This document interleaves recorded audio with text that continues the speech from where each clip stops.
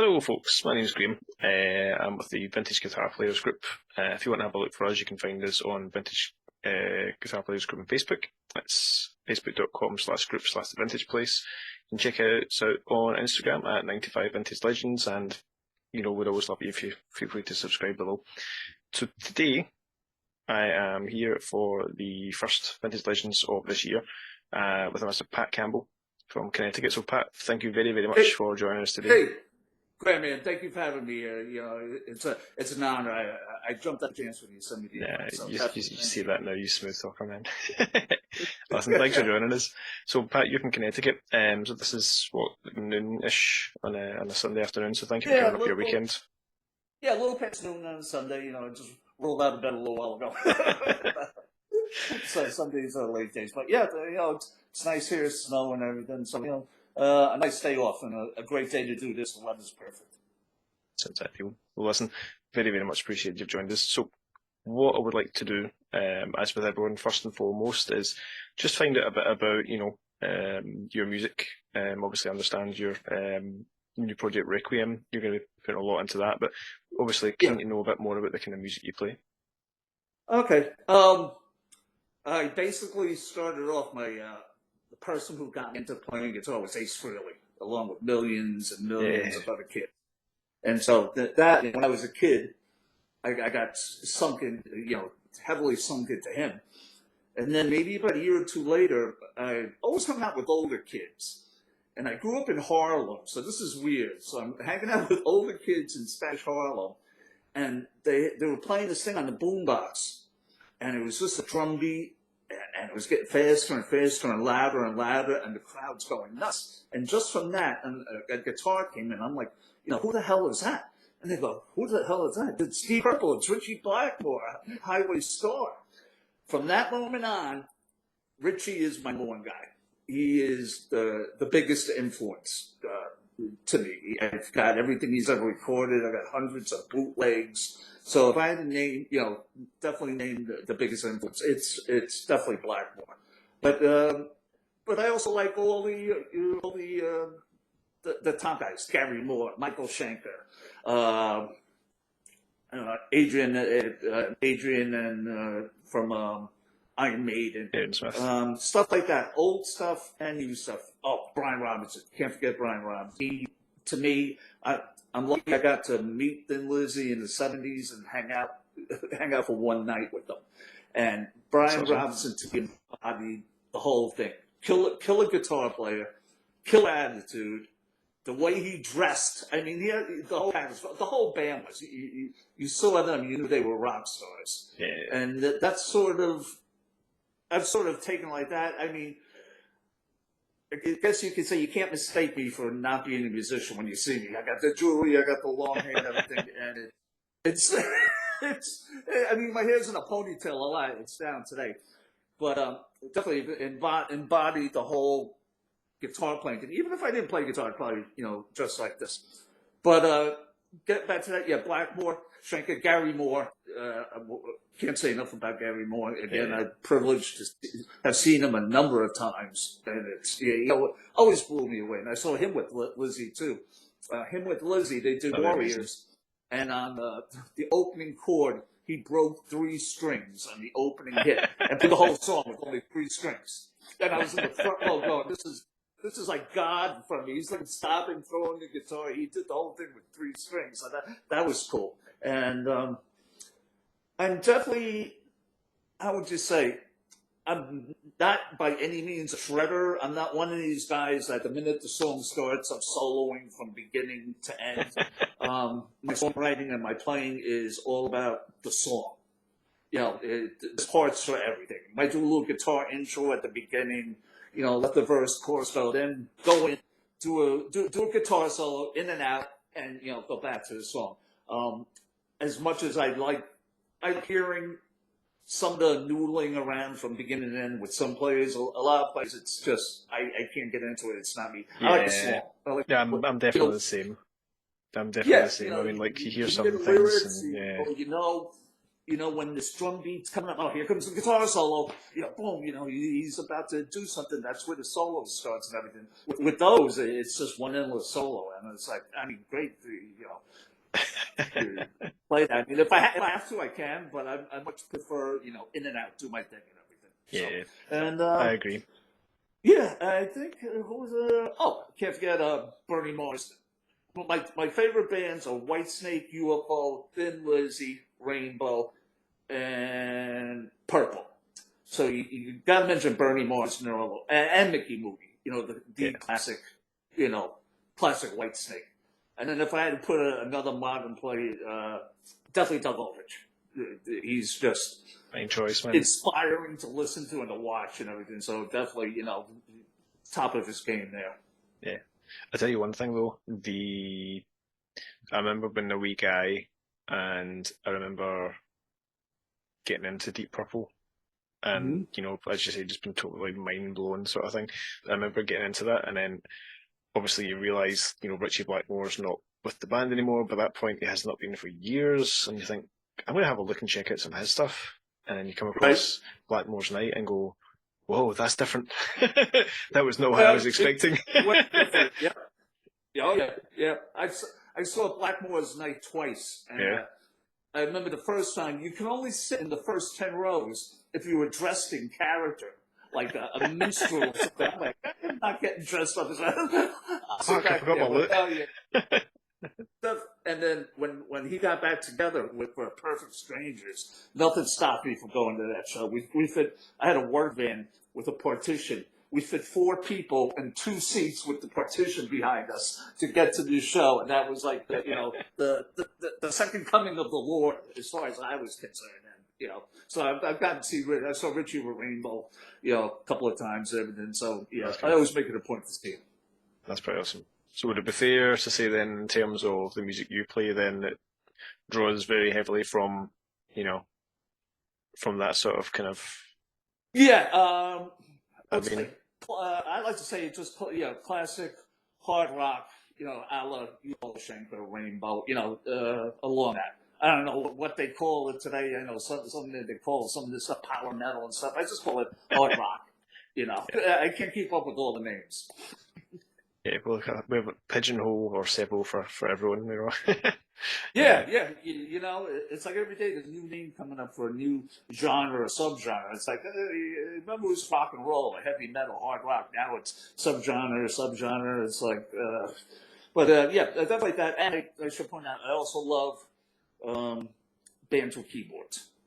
UFO, Deep Purple, Rainbow. I think keyboards add a lot to the music, especially stuff that I'm really right now and that I wrote before for our first album, Blind Man, and so some of it got sidetracked because I got outvoted for strings and keyboards. Everything can't be all guitar. I like breaking it up. Look at Zach Wilde, Black Label. He might have 10, 11 songs, 8 of them are headbanging, 1, 2, 3, and 3 of them break up the pace. It's a nice change pace, it's just different. So this new thing I'm putting together, Requiem, is going to be more along that line. And I've started to dabble with finger picking in classical and Baroque style. So I'm working on 2 songs with that. So that's cool. Past year, I'm stepping out of my comfort zone and trying new things. So I'm really looking forward to it. Yeah, that's pretty cool. And again, do you know something? I think that everyone has their own taste, and absolutely fair play. I think that's probably the thing for me, that when it comes to listening to real virtuoso shred stuff, it's, for so many artists, that's the one thing that can be missing at me somewhat, is the pace, like you say, and the kind of changes and the kind of pace and the journey sort of thing, Yeah, for certain. It's refreshing. So I think that's the best way to say it. It's refreshing. And even now when you go to a lot of shows, that I still see, like, if it's a real up tempo hard rock and song, the minute a band will bring something down. A lot of shows I'm saying that's a bathroom break for people. It's just like a drum solo. People go to the bathroom. They don't hear it. Meanwhile, I'm like, I'm like, yes, finally, something like that. So I saw Zach Wilde acoustic a couple of years ago, just in the piano. the band all acoustic. And I thought that was the greatest thing. That was such a good idea. You could still interpretate the songs in your head as the way they were originally written, but hearing it with just a piano and acoustic instruments, I thought that was superb. So I thought that was a good idea. So that's, I kind of like that stuff too. Yeah, I think it's really special that you do have some bands and some artists that have their music that can be translated into that sort of thing where you're like, that's still excellent, this has not lost anything. There's a real talent, I think, in writing songs that can have that kind of transposition into a kind of different genre almost, and still just totally hold up sort of. Exactly. Yeah, a smooth transition. Yeah, you can still tell it's the same song, but a different interpretation. But then there's bands that will take their song and do it acoustically, whatever, and they just butcher it. So I guess it's like a fine line of knowing how and when to do it and pick the right song. You know what I mean? Yeah, I suppose that is that is true. There's one hand, that's a fantastic idea. On the other hand, just because you can doesn't mean you should. Exactly. You should think it over before you attempt it. Yeah, exactly. That's fair. Well, your journey then with vintage, how did that begin? How did you come across that? I was thinking about this yesterday and today. Best way I'm going to put this, and I'll tell you, product placement. You always see a retail product placement. Put it in a good spot where people see it and they're going to, it will get their attention. I was at NAMM probably about 8 years ago, around there. And I'm walking down one of the side aisles. The side aisles at NAMM are very narrow, not like the main aisles where you could fit like 2 or 3 semis driving through. The side aisles are very narrow. And some vendors literally have their instruments set up right on the edge of the walkway. And other ones have them set up in display cases, like windows and everything. So I'm walking by and I run into a friend. And he's standing right in front of this display case, which didn't catch my eye at first. So this display case is behind him and we're talking. And after about 20 seconds, I'm losing attention talking to my friend because I'm looking at the guitar behind. And I said, I looked at that guitar. I said, that looks like Slash's Appetite guitar. And I'm looking around. I said, but this isn't Gibson's on the other side of the building. So I looked up, and it was for vintage. And so then my friend, I said, look, check this guitar out. He was like, wow, he goes, they did a great job on it and everything. Yeah. So we finished our conversation, and we split up. And so I said, you know what, let me just go in and take a look around. And all the guitars on display were mind-boggling to say the quality, the workmanship, perfection, almost down to pretty much. Put 2 guitars together, you can't tell. I was like, wow. And I picked up the guitar and I played for only a few minutes. That's another. I hate playing. I can go on stage and make a fool of myself, but if I'm in a store or something, I'm very self-conscious. Let alone NAMM, where you have thousands of people. So I played for a few minutes and I liked it. Got back home a couple months later. I saw some ads for vintage again, so I keep tapping my screen there. And I said, you know what? It was about this time I started being blessed with endorsements for companies. Cool. So I said, you know what? I really like this guitar. And I would play it in an instant. So I put together an EPK, and I sent it over the pond your way to JHS direct. I didn't even know about Vintage US. So I sent it straight there, and I got to say, literally, maybe 2 or 3 days later, I had a response. Some companies you never hear from again. You just send me, thank you, we're not interested. And I was just blown away. What they're saying, oh my God, we like your music. We think you'd be a good addition to the family. Definitely whatever we can do to help. And they put me in touch with Rick over here in the States and everything. And got in touch with Rick. And like I said, the whole vintage family, JHS family, have been nothing short of superb. I mean, patience, I'm not an easy guy sometimes. Professionalism, going out of their way, which I'll show you one guitar, which they really knocked it out of the park, and support, which you don't see from a lot of companies. So that I like. I think it's definitely one thing I found with them as well. Huh? It's definitely one thing I've always found, even interactions with all of our folks in the group.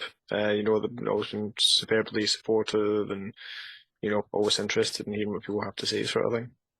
Oh yeah, definitely. Like I know if I email Rick or Kevin, who does the mods and everything, I know I'll hear back in like a day. Maybe sometimes the same day. So I'm not worried about when are they going to contact me and everything. Oh, excuse me, there goes my cat. Oh, hello. That's Marshall. One guess what I named him after.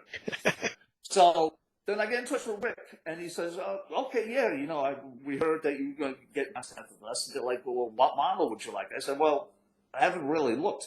So he said, "Go on the catalog online and look." And the first one I saw, boom, was the AFD, the Appetite. So that's the one I wanted. I definitely wanted that one. So I got in touch with Rick. We went, hooked me up, did the whole, took care of me, and I appreciate it. And I got the guitar, and I was totally blown away. Totally blown away. It exceeded my expectations so many times more than I thought. The quality, the sound, the neck. I like I like thick necks, but not too thick. And I gotta say, all the necks of these guitars, easy to play. I can still get a firm, nice grip, but it's not like I'm struggling. It's a comfortable grip. Yeah. The electronics, everything. So it was probably a couple months later, if maybe 2 or 3 months, I wanted to get another one. Get in touch with Rick again. This time I got the Gary Moore model, which was like, I'm like, I'm 2 for 2. And then gradually it just kept, adding on to my collection, and now I have 6 LP styles. And I say this is no bull. Vintage is my go-to guitar. I have, other brands, which I have in my collection. But if I'm going to do a gig or a jam or even record, I've recorded with them. The Vintage is my go-to gear. Definitely, it's just phenomenal. And with the exception of, I'm looking at them as I talk. With the exception of one guitar, which was heavily modded by Kevin, all my guitars, even in my entire collection, I have about 100 guitars. Only 2 of them have been modded. This one that I got from Vintage, and another Les Paul, which I did about 20 years ago. I come from the school of thought that if it doesn't sound good at the beginning, especially acoustically, what are you going to do? So I'll try it acoustically. It sounds great. And if it's then plug it in, if it sounds great, to say if it's not broke, don't fix it, because I'm falling in love with sound, what I'm hearing, not what I might hear down the line. So I think that's a healthy way to look at things for sure. Yeah. And I know a lot of people, because I see online, take these and they mount them out, they switch this and that. That's great. I'm not knocking anybody that does that. But just for me, I like to keep things all original. Sort of anal like that.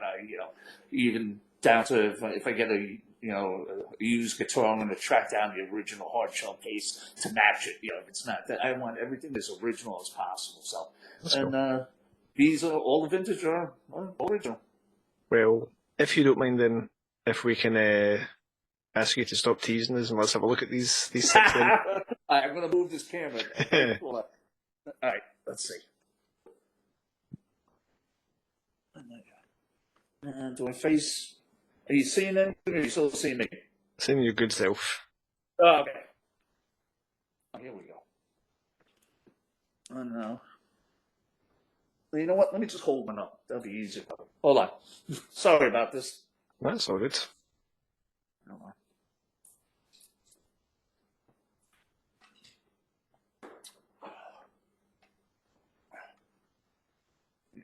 Both. Yeah, this is the one that Kevin did. It was originally a two pickup, I have a thing for 3 pickups. I'm totally obsessed with pickup guitars. That's nice. And, just did a great job on this. I mean, that top, look at that. That's a killer top. Yeah. Yeah. And I got some behind me, but it's sunny here. And then what I always love is the heel on the neck. Yeah. You can, get easy access all the way up there and everything. And like I said, tuners, everything's original. Everything here is original except for the 3rd pickup, which Kevin added on. Let me show you this one.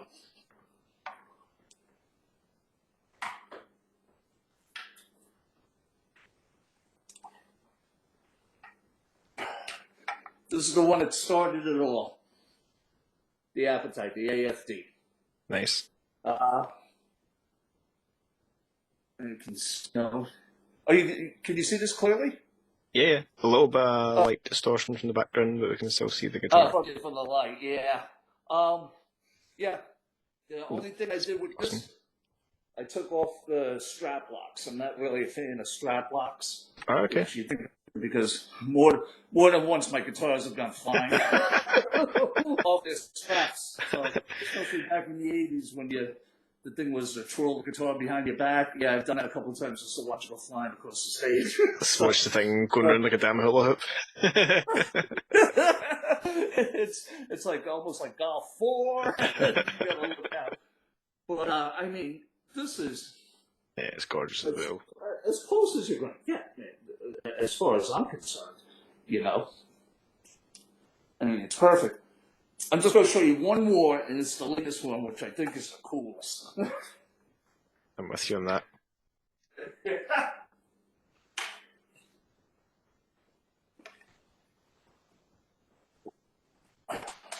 This is my recent acquisition. Purple one with the Bigsby. Yeah, that's absolutely stunning. You can't go wrong with that. You want that classic, that twang sound, everything. It's totally different than a Floyd Rose or a Kayla. It's not made for that. It's made for that twang, that little reverb type sound and everything. Yeah. And is that the roller bridge on that? I'm sorry? Is it the roller bridge on that one? Yeah. Yeah. Yeah. Mm-hmm. Yep. Yeah. Yeah. Right there. Yeah. I mean, and here's another thing about them. They're not too heavy. I mean, I like some weight to my guitars. I have a Les Paul that's 14 pounds. after about 20 minutes, it's like, oh my God, these are just the right weight. They're not too light. I hate chambered weight relief guitars because to me they just don't sound the same. I come from more wood the better. To me, it sounds like I get better sustain. But yeah, this one still has strap locks on it and everything. Though I'll probably eventually take those off and everything. But yeah, I mean, I can't say enough. I have 6 now. I know I'll be getting more. So. Well, I suppose that would probably lead me on to what I would like to ask is if you were to get another Pro Shop one, or let's just say,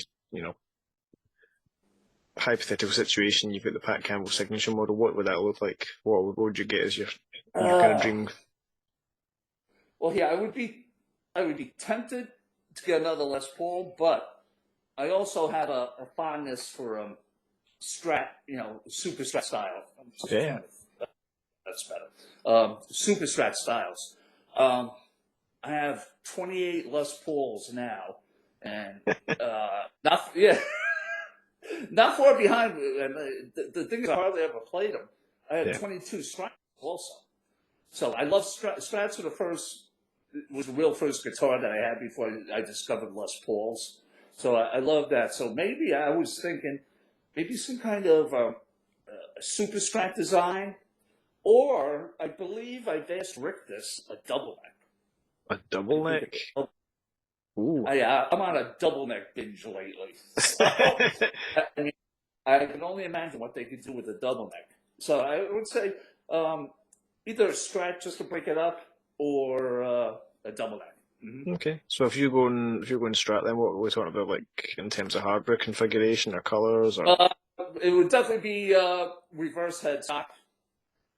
Probably go with the classic, just a single humbucker. Okay. Like I've got a couple of guitars like that. Maybe with a push pull coil splitter and everything, and definitely a mini toggle for overdrive. A couple of my guitars have the overdrive switch, so you just kick that in, and it's like boom, it's like the nitro kicking in a funny car. So yeah, something like that. Simple, but it gets the job done. Yeah, I really, really like single humbucker kind of, Strat kind of style guitars. Let's see the kind of Jerry Cantrell G&L style one he had. Yeah. For the G&L he had, Signal Model, all that sort of stuff. For the white one he normally has, like Kaler bridge and that sort of Kaler trim and stuff on it. That kind of things. Yeah. Kaler, I prefer Kaler. But I got into the single humbuckers probably within the last year or two, and now I've got a couple of them. And it's not just because of simplicity. You just got one knob and everything. It's funny, especially with the coil tapping and everything. There's so many possibilities for the sound and everything. Without, when I play, my right hand is usually on the bridge, but I'll get carried away and my hand will go flying all over the place. I don't want to hit something I don't have to hit.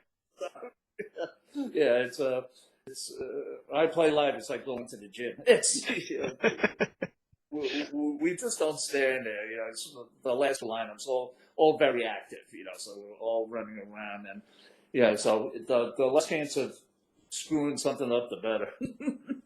Do you know something? I think that is such a valid thing, though, because to be able to play your instrument and to be able to do it well is awesome.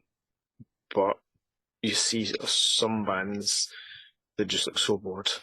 It's like you're absolutely smashing this, but it's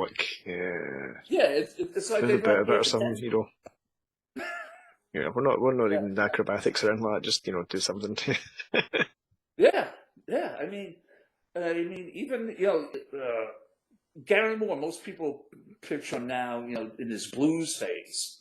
But when he was doing, his solo, the rock albums, Jesus Christ, he was all over the stage. Yeah. He was running around doing stuff. So it can be done, people. You can't have fun on stage. Really don't stay on the X and work on the spot.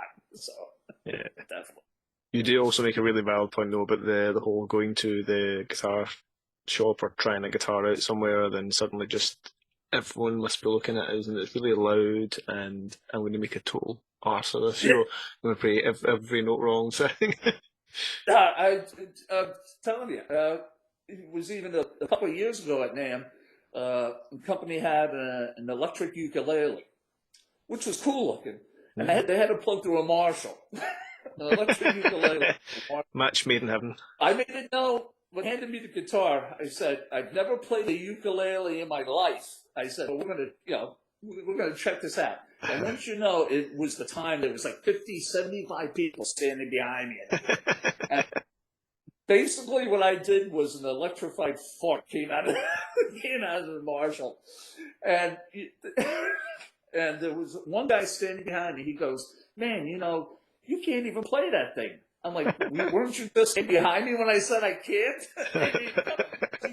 You get people that, they got balls crossed behind you, they're like, scrutinizing you. Meanwhile, you just want to test something out. It's crazy the way people are.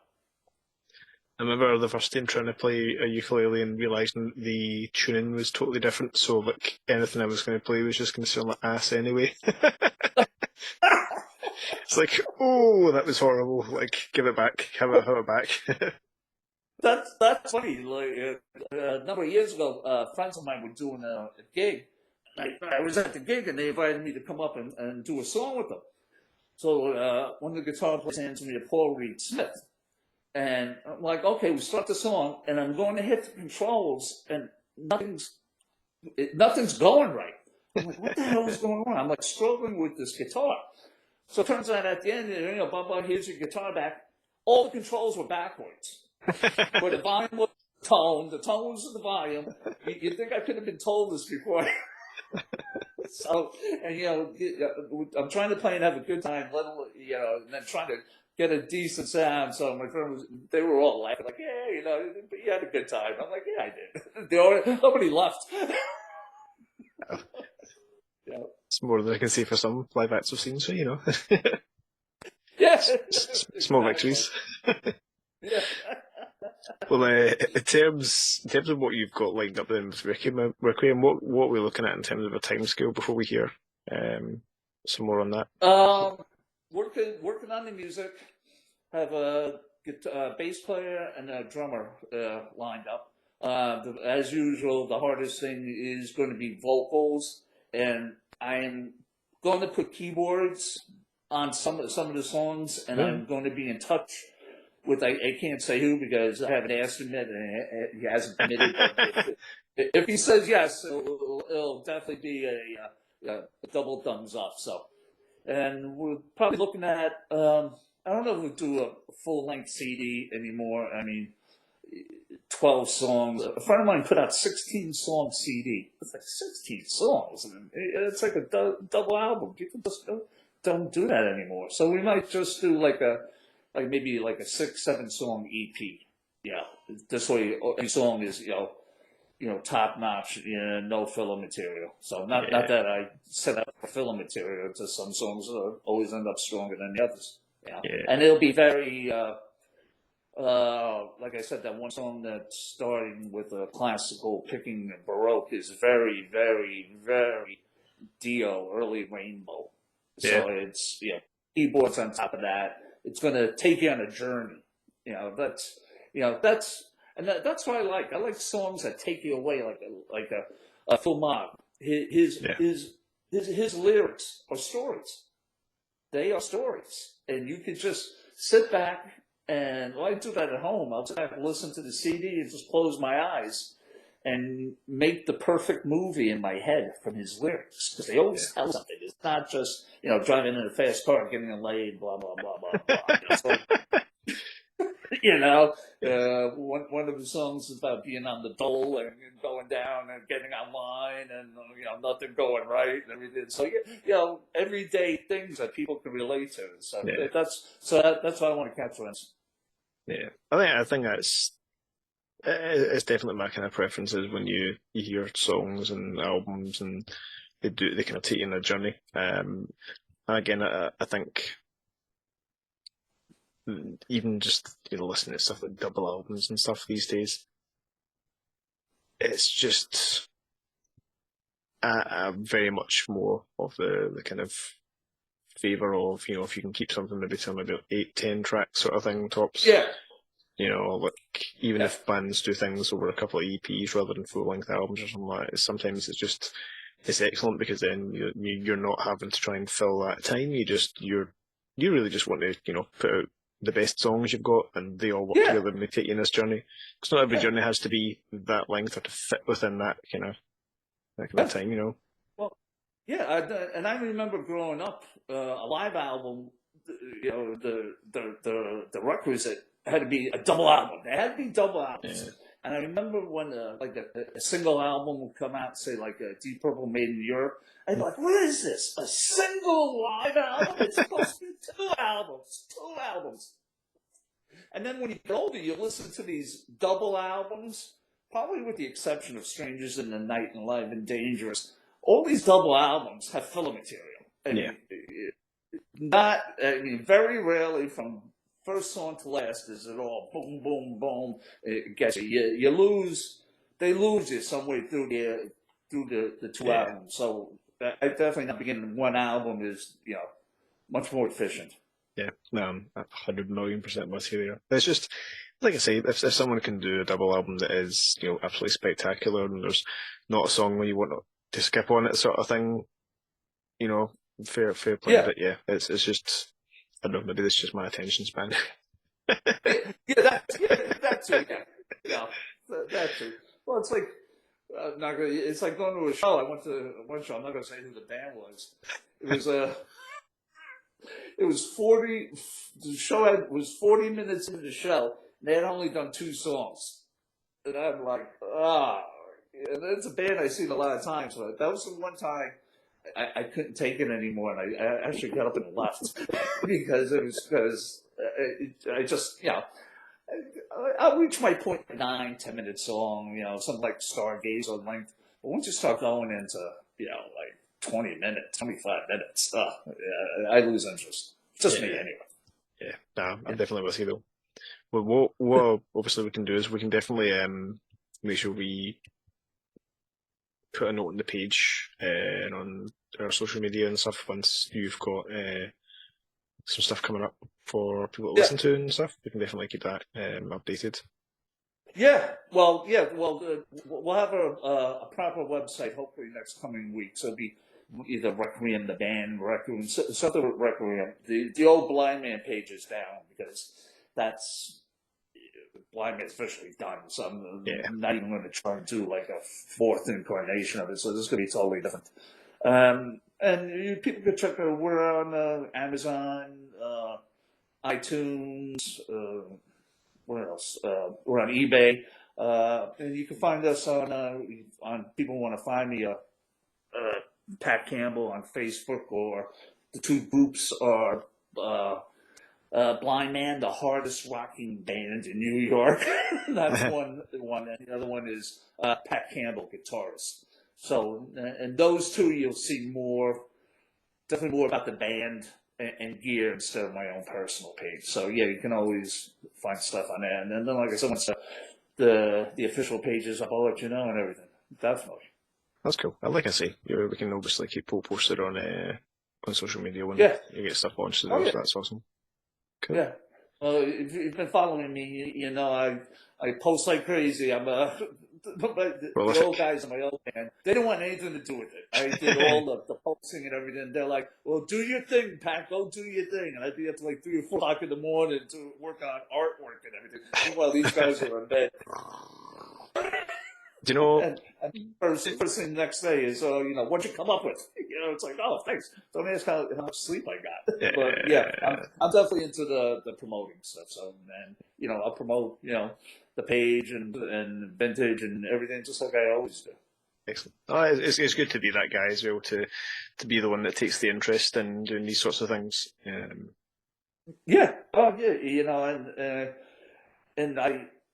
I do this because I always appreciate the way vintage has treated me, the way you're treating me and everything. And I always thank all my sponsors. I'm not one of these guys that gets an endorsement and then just you never hear just get the gear without doing anything. I'm always plugging my sponsors and everything because appreciate it. It just makes sense. Some people don't have, I guess, the integrity that I have, if that's what it's called, integrity. No, like I said, it's definitely the way to go. It's definitely the way to do it. Listen, let me say thank you so much for joining me today, because genuinely it's been a pleasure to obviously to chat with you, and I really do appreciate your definitely. Awesome. It was definitely fun talking to you. Finally talking to you face to face. I know. We'll try and what we need to do is try and get budget from vintage, and I can do this and just tour the world and interview folk. I think that's an absolutely fantastic idea. Okay. Yeah. I don't think it's going to fly, but I'd like it. Well, thank you so much, man. I hope you enjoy the rest of your Sunday. Thanks again. No problem, man. Cheers. Okay, and I'll keep an eye out for it, and I'll do my thing for you. All right? Cheers, man. Bye-bye. Okay.